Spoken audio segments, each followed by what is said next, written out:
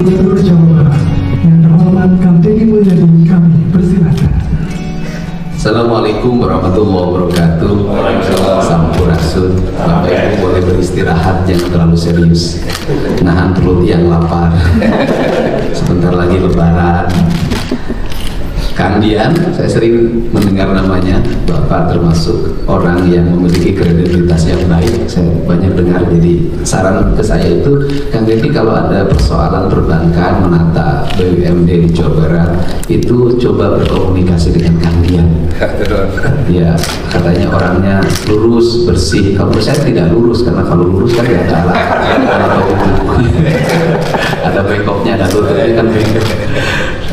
Unsur pimpinan daerah ada Pak Kapolda Ibu Kajati yang mewakili Pangdam 3 Siliwangi, kemudian Kepala Kantor Pemeriksa Badan Pemeriksa Keuangan Provinsi Jawa Barat, ada Gubernur BI-nya versi Jawa Barat, ada Menteri Keuangan versinya Jawa Barat, banyak banget, semua hadir, ada wali kota dan wakil wali kota, dan ada ibu-ibu yang mendampingi suaminya hari ini dikukuhkan. Ada dua dialektika yang harus segera dibenahi, Pak. Yang pertama, satu sisi kita terkonsentrasi pada mendorong investasi. Nah, investasi ini pasti kebanyakan PMA. Kemudian dari investasi itu kita punya ketergantungan pada sebuah investasi yang seluruh perjalanan karir bisnisnya itu sangat tergantung pada ekonomi global. Perang mempengaruhi investasi, kemudian ekspor dan impor dipengaruhi oleh kondisi ekonomi. Cina dan Amerika bersitegang, kita punya imbas. Nah, sehingga itu berdampak pada terguncangnya pasar domestik. Nah, sehingga kalau kita melihat culture, ini orang berpegang teguh pada ekonomi leluhur, maka seluruh aset kekayaan alam yang ada di Jawa Barat itu harus menjadi ekonomi culture. Bagaimana ekonomi culture? Ekonomi culture lahir, pertanian harus kokoh tanpa terikat oleh iklim perdagangan global. Ini saya. Bagaimana membangun pertanian yang tanpa terikat oleh iklim perdagangan global? Pertanian tidak boleh terganggu dan tergantung oleh bahan impor. Pertanian pestisida yang berkembang saat ini adalah pertanian yang tergantung dengan bahan impor. Kalau fosfatnya terganggu, kemudian gas alam cairnya juga terganggu, itu di domestik, tetapi komponen impornya banyak, maka dia akan terganggu. Nah, makanya saya menyebut yang disebut dengan ekosistem ekonomi. Saya menyebut dulu ekosistem ekonomi pedesaan, atau ekosistem ekonomi pertanian, atau misalnya ekonomi berbasis ekosistem. Nah, kalau berbasis ekonomi ekosistem, maka dia akan ada kemandirian. Kemandiriannya di mana?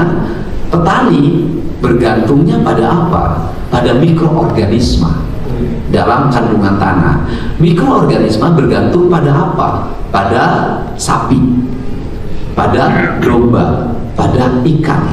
Maka kalau Siliwangi itu Sili Asa, Sili Asu, Sili Asi, maka semuanya menjadi rangkaian papat kelima pancer itu, semuanya saling mempengaruhi. Sapi membutuhkan rumput, kemudian sapinya kemudian mengeluarkan kotoran, kotorannya jadi pupuk bagi tumbuhnya rumput.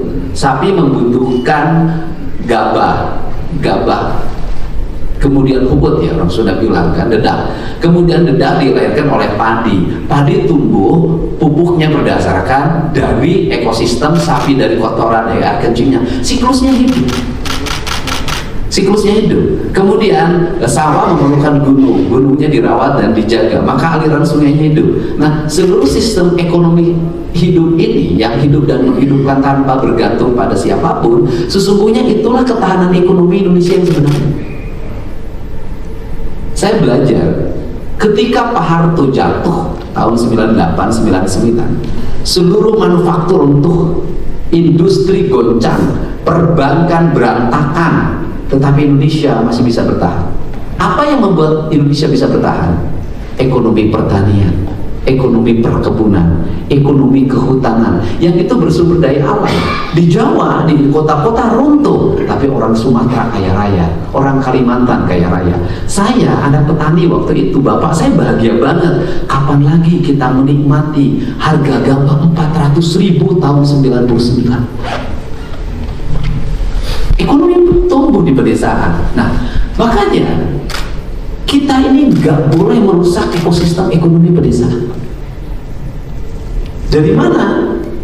Kalau anak-anak sekolah bergantung pada HP, kalau anak-anak sekolah bergantung pada motor, kalau di rumah bergantung pada mesin pompa air, kalau di rumah bergantung pada LPG, kalau seluruh desa ini sudah terkooptasi dengan pola politik modern dan kebijakan-kebijakan menurut saya ingin kelihatan maju tetapi sesungguhnya membunuh, maka kalau Indonesia, na'udzubillah, tidak berharap suatu saat ada krisis, listrik mati, negara perang, orang Indonesia nggak mandi, orang Indonesia nggak bisa masak. Makanya saya selalu mengajarkan di desa mata air harus terjaga dan bila perlu harus dibeli. Kenapa? Ketika listrik mati dulu 1 minggu saya punya pengalaman, mata air yang saya miliki orang berderet mandi Pak, selamat ekonominya. Nah ini culture. Nah karena culture itulah maka Tiongkok itu membuat kebijakan.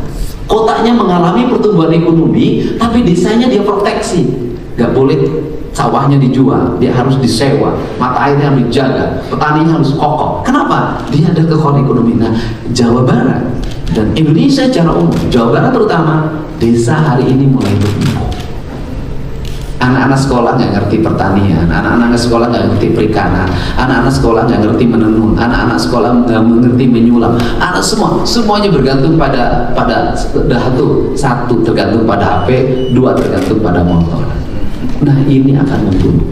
Nah untuk itu kalau Indonesia ingin jauh lebih maju, maka kita perkuat sektor pedesaan, kita perkuat ekonomi, investasi boleh berjalan, tetapi kalau dalam ilmu saya adalah dia bekerja di pabrik tapi dia pulang ke kampung.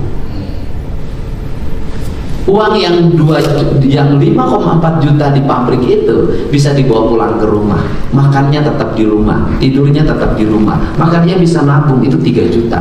3 juta itu orang kampung itu pakai gadean sawah, gadean balong, modalan kebon, nah itu bisa saya lihat kemarin kasus yang di Majalengka. Saya lihat karyawan Majalengka berapa upahnya, 2,4 juta, UMK-nya jauh di bawah Bekasi, di bawah Kerawang. Berapa hitung kebutuhannya Pak? Untuk ongkos dan jajan 600.000, terus apalagi biaya kebutuhan di rumah sama ibu dan bapak sebulan 1 juta, sisanya itu saya tabungkan sebulan pulang, sisanya saya tabungkan dalam setiap bulan. Saya sudah punya tabungan 3 tahun kerja sudah sekitar 3 juta. Nah kemudian bandingkan dengan yang di Bekasi, bandingkan dengan yang di Kerawang, belum tentu.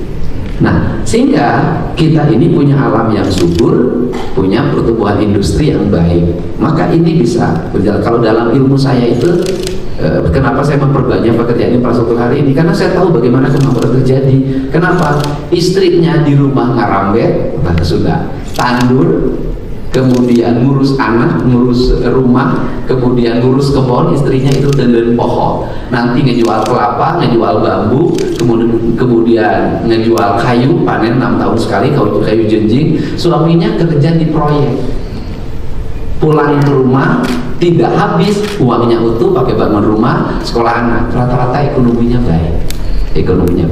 Nah, yang rusak itu adalah istrinya di rumah pinjam Bank Emo. Nah, ini Bank Emo harus ada tuh dalam programnya OJK, bank keliling Pak, ada bank Pancasila, ada 3 jenis bank gitu Pak.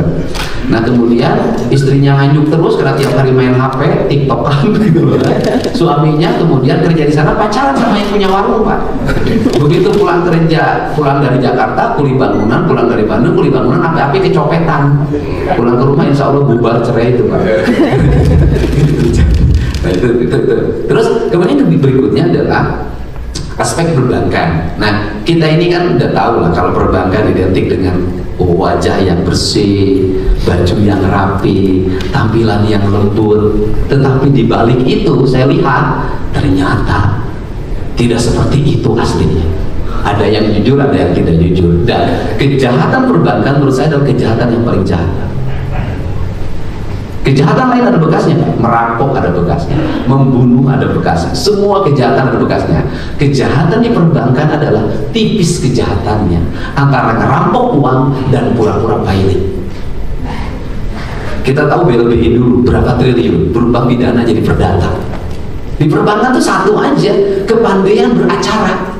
Kalau dia punya pengacara hebat, ngambil uang dari bank, pinjam triliunan, tidak dibayar, itu bisa pura-pura pilot. Kan gampang orang mau jahat.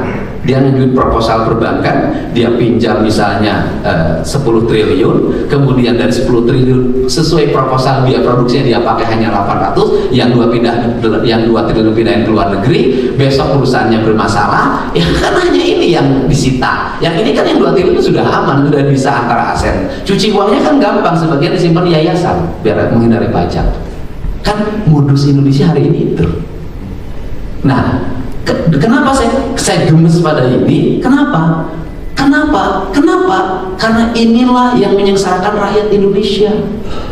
Orang Indonesia, saya kalau ke pasar, itu duit ribuan gini laku. Saya punya, Pak. Nih, yang gini laku, Pak. Dikumpulin, beli kacang panjang, beli cengek dari ibu-ibu. Ya ini yang beredar di masyarakat, justru yang beredar di masyarakat uang-uang ini. Ini yang menjadi pertumbuhan ekonomi kita. Ini uang-uang yang dikumpulin, radang jengkol, saparapat. Ini Pak Ketua DPRD kita tadi ini. Nah, justru uang-uang yang ada di bank kita yang triliunan itu hanya geser dari tempat ke tempat. Uangnya nggak beredar dari ini ke ini. Saya setuju terhadap transaksi digital, itu saya setuju banget. Tetapi transaksi digital harus bersih. Tidak boleh harus kayak di negara lain, PPATK-nya kejam, ini semua kejam, baru beres. Tapi kalau metodologi transaksi digital kayak di kita, uang hanya beredar dari orang per orang, saya khawatir juga nanti yang gini-ginian di perapatan nggak kebagian duit, Pak. Anda mau belok, kan lumayan itu teh, dia tiap hari berdiri kebagian 5.000, 3.000. Masa, mohon maaf ya, nggak punya uang recehnya penting, Pak. Harus, Pak. Saya kalau kelihatan bawa uang tunai, kenapa? Kan nggak mungkin. Saya ada lihat orang sakit, kemudian saya harus bantu ngasih ongkos, kan sebentar harus gesek dulu, atau mana transfernya? nah yang sekarang tuh terjadi terbalik. Uang digital yang beredar di perbankan itu milik orang-orang kaya, dan itu peredarannya terbatas. Kemudian uang yang manual gitu kan, yang beredar di masyarakat yang recehan itu justru itu menjadi surplus pertumbuhan ekonomi pedesaan. Dan pasar-pasar tradisional itu uangnya semua yang receh-receh, yang sudah dekil-dekil tuh, itu yang beredar gitu. Kenapa? Karena mereka itu, Pak, beli gedang gitu kan, beli pepaya harganya 5.000, kemudian beli pete, beli jengkol terus. Dan mohon maaf yang terakhir, saya katakan jangan terus menyalahkan tengkulak. Saya nggak setuju. Kenapa? Ekonomi pedesaan itu hidup oleh tengkulak. Sekarang tuh makin jarang. Kalau dulu ada orang naik sepeda, beli nangka keliling, beli sirsak pakai sepeda, beli 5.000. Sekarang tuh angkatan itu sudah hampir gak ada. Nah, kalau semuanya ekonominya berbasis digital, kemudian orang melupakan pada basis-basis tradisi, mohon maaf, nangka tidak ada yang beli, jamu batu tidak ada yang beli, jamu air nggak ada yang beli, kelapa nggak ada yang beli, nggak ada, Pak. Mereka mau jual kemana? Minimarket nggak terima, Alfamart nggak terima, Jogja Departemen Store nggak terima. Justru mereka beredar. Yang pisang-pisang itu numpuk itu semua. Nah, mari kita, yang harus dilakukan Indonesia hari ini bukan tidak cukup uang. Indonesia hari ini menurut saya cukup. Yang harus dilakukan hari ini adalah distribusi uang harus turun ke daerah, dan sehingga lebaran itu sesungguhnya adalah proses perdistribusian keuangan dari pusat-pusat Jakarta sampai ke daerah. Yang terakhir adalah keadilan. Apa sih yang tidak adil dari negeri ini? Adalah Jakarta itu menjadi raksasa yang mengambil uang dari seluruh Indonesia. Betapa tidak, Pak? Bagaimana sebuah daerah rakyatnya tidak demo terus? Bagaimana sebuah daerah rakyatnya tidak membentuk LSM untuk dapetin tender jatah itu? Kenapa? Karena daerah tersebut ketika industri nggak tumbuh, Pak. Kenapa daerah tersebut nggak tumbuh? Karena distribusi pajaknya tidak turun. Kita ngandelin anggaran kabupaten, anggaran provinsi. Karena bagi hasil pajaknya Itu perusahaan-perusahaan yang ada di Jawa Barat. Ya kalau NPWP kantornya di Jakarta, perusahaannya di Jakarta, bagi hasilnya di Jakarta. Jakarta duduk manis, dapat uang triliunan, daerah yang kebagian bau, demonstrasi, macet, nggak kebagian apa-apa. Akibatnya desa minta THR ke perusahaan. Kemudian tokoh-tokoh Karang Taruna di sana minta THR ke perusahaan. Padahal perusahaan ini sudah bayar pajak. Nah, sehingga saya katakan perusahaan itu sudah dapat bayar pajak atau dipajakin. Kenapa yang terjadi? Sebenarnya bukan salah desa amat, bukan salah Karang Taruna amat, salah distribusi pembagian pajaknya yang belum mencerminkan rasa keadilan. Seharusnya adalah ketika ada daerah menghasilkan pajak sekian ratus miliar, di desa tersebutlah pembangunan pertama kali dilakukan, dibebaskan orangnya dari kemiskinan, infrastruktur yang baik, layanan kesehatan yang baik, dan kemudian nanti masyarakat akan merasakan bahwa kita ini makmur gara-gara pabrik ini. Yang akhirnya orang akan pasang badan untuk menjaga perusahaan itu, tidak boleh ada yang ganggu. Ini problem kita. Mudah-mudahan ada OJK di Jawa Barat ke depan. Hari ini dikukuhkan sudah pakai ikat hujan. Maka satu hal, OJK datang, Bang Emok hilang.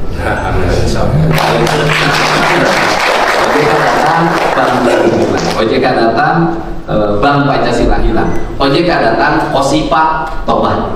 Karena itu ada namanya koperasi liman pinjam, Pak. OSIPA hebat. Dan Pak, peredaran itu bukan hanya pada rakyat, Pak. Di kantor pemerintah daerah juga beredar. Teman-teman Pemda itu kalau sudah sulit cari duit tunai, itu biasanya pinjam ke bank liman itu. 10%, 20% itu pinjam, kayak dibayar proyek keluar, gitu.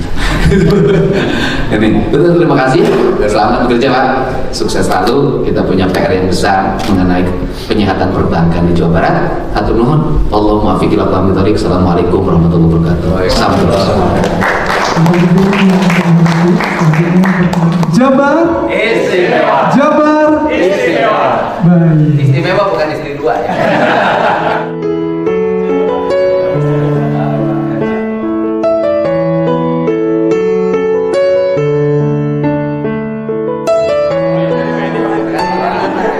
Oh iya bang ya. Terima kasih. Tapi bersih sekarang. Agak lumayan dikit-dikit. Ini Pak. Kan baru kerjanya baru 15 hari. Terima kasih. Ya Bu, sehat Bu. Woi Pak Dirut. Iya Pak. Ada Pak Dirut.